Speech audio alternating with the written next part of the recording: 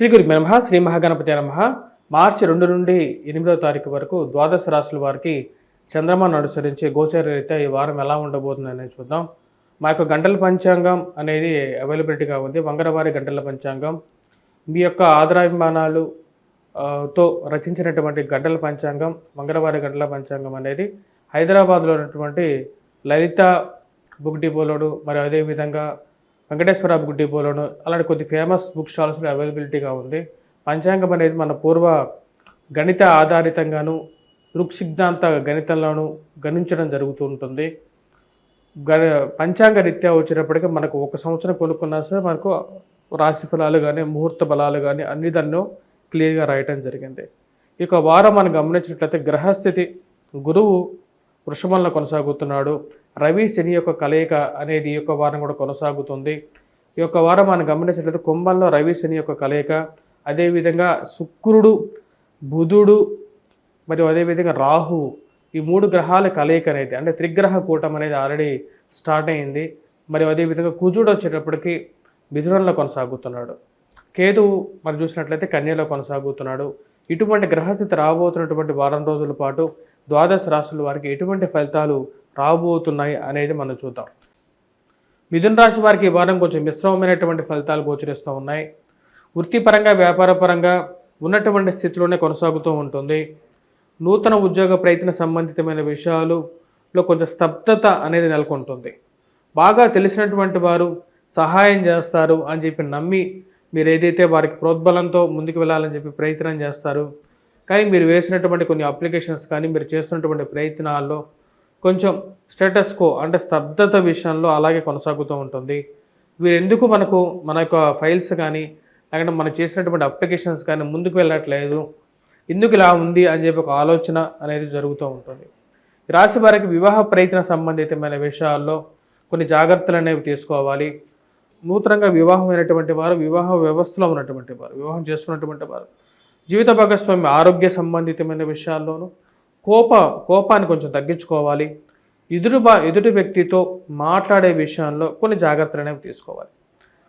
మానసికంగా అంతా శారీరకంగా బాగున్నప్పటికీ కూడా కొన్ని విషయాలు ముందుకు జరగట్లేదు, ఎన్నో రోజుల నుంచి ఎంత ప్రయత్నం చేస్తున్నా సరే దాని కదలిక రావట్లేదు అని చెప్పి ఒక ఆలోచన అనేది వెంటాడుతూ ఉంటుంది.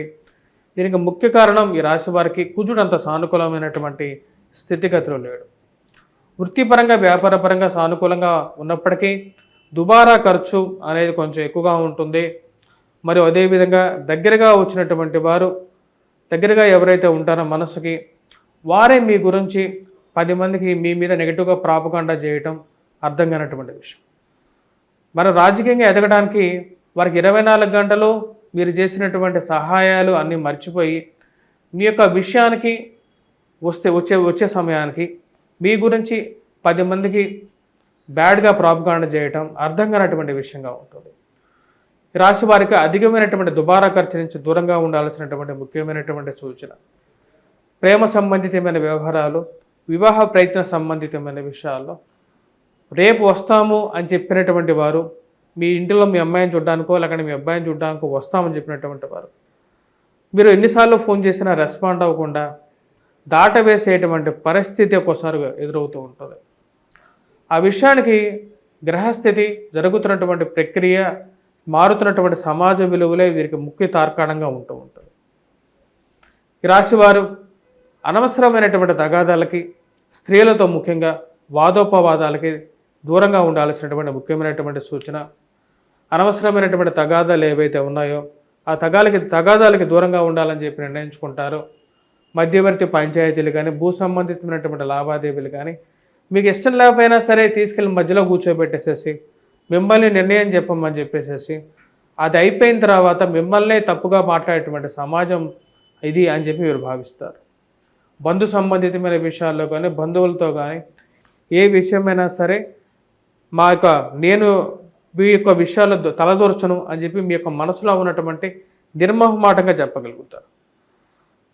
ఉన్నతాధికారులతోనూ మీరు పనిచేసేటువంటి వారితోనూ అనవసరమైనటువంటి వాదోపవాదాలు మీకు అంత కీర్తినివ్వు. ఈ యొక్క మిథున రాశివారు, ఈ రాశివారు మిథున రాశివారు ముఖ్యంగా వచ్చేటప్పటికి ఎటువంటి పరిహారాలు చేసుకోవాలి అని చూద్దాం. ఈ ఈ రాశి వారికి ముఖ్యంగా మనం గమనించినట్లయితే వటవృక్షం చుట్టూ ప్రదక్షిణ చేయటం, అదేవిధంగా వటవృక్షం కింద దీపారాధన చేయటం అనేది చాలా మంచి ఫలితాన్ని ఇవ్వగలుగుతుంది. గురువు యొక్క బలాన్ని పెంచగలుగుతుంది. విద్యా సంబంధితమైన వ్యవహార విషయాల్లో విద్యార్థులకి సానుకూలమైనటువంటి ఫలితాలు గోచరించట్లేదు. కొన్ని కష్టపడి చదవవలసినటువంటి ముఖ్యమైనటువంటి సూచన, తండ్రి గారి తరపు బంధువులతో, తండ్రి గారితో ఏవైతే విషయాలు ఉన్నాయో, ఆ చిన్న చిన్న మనస్పర్ధలు ఏవైతే ఉన్నాయో ఆ విషయాల్ని కూర్చొని మాట్లాడుకొని తెరుచుకోవాలి, ఈ ఆస్తి తగాదాలు అని చెప్పి నిర్ణయించుకుంటారు. ఈ రాశివారు ముఖ్యంగా ఎటువంటి పరిహారాలు చేసుకోవాలి అంటే, ఈ రాశివారు ముఖ్యంగా పరిహారాల విషయంలో హనుమాన్ చాలీసా పఠించడం, హనుమాన్ దేవాలయ దర్శనం చేయటం, మరియు సింధూరాన్ని ధరించడం, వీలైతే ప్రతి మంగళవారము ఆకుపూజ చేయించండి. ఆకుపూజ చేయించండి, ఇది అనుకూలమైనటువంటి ఫలితాలు ఇస్తుంది. శుక్రవారం లక్ష్మీదేవిని పూజించడం వల్ల అనవసరమైనటువంటి తగాదాలు కూడా దూరంగా అవుతాయి. స్వస్తి.